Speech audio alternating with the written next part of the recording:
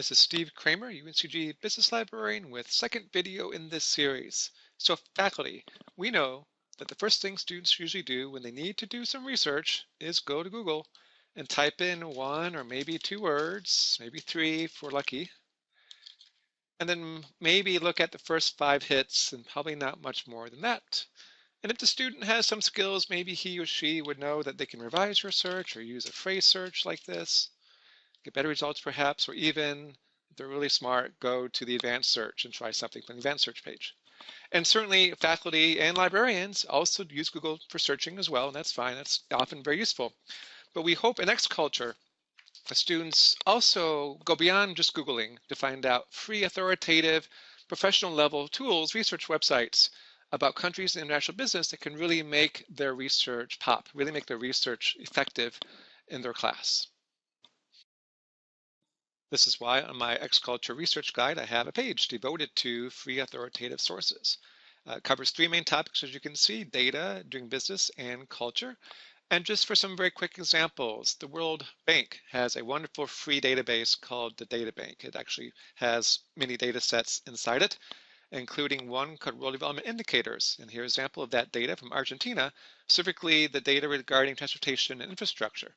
So if you're doing a project in Argentina and it involves infrastructure, here's maybe a wonderful starting point. I have 5 years of data displayed. We could display a time series, a much larger one, and learn more about the trends for this topic in Argentina, and also make maps and charts as well. So that's an example of something you can't Google. You can't Google this table because it lives inside the data set, which I had to make by choosing the country, and then I want infrastructure, and then 5 years. So this example of our need to encourage students to get beyond Google sometimes to get deeper data. A couple other examples.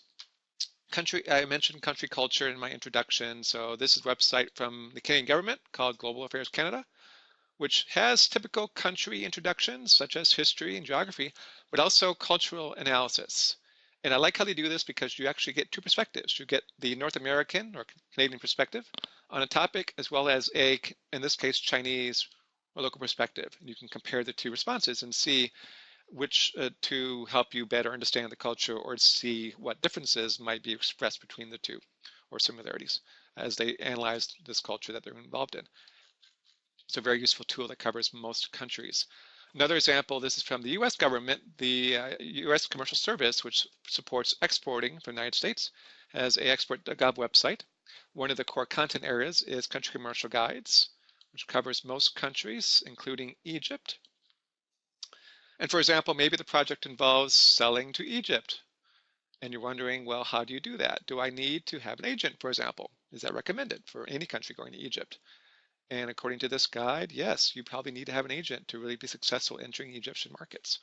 Or if you have a question about legal aspects like intellectual property protection or customs regulations for trade or any other kind of international business-to-business aspects, there's other data here about that as well. A very good source that gets updated every year from export.gov.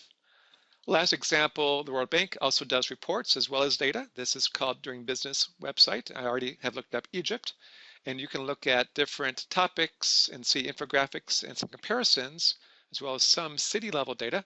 But I'm going to show you an example of the profile briefly, which I've already downloaded. Looks like this. And notice table contents, so aspects about enforcing contracts, how do I handle paying taxes, how hard is it to get construction permits and get electricity. So very much how do you do foreign direct investment or any kind of business operations in Egypt from any country, with both comparisons and analysis and details about that situation in that particular country. So this is good stuff.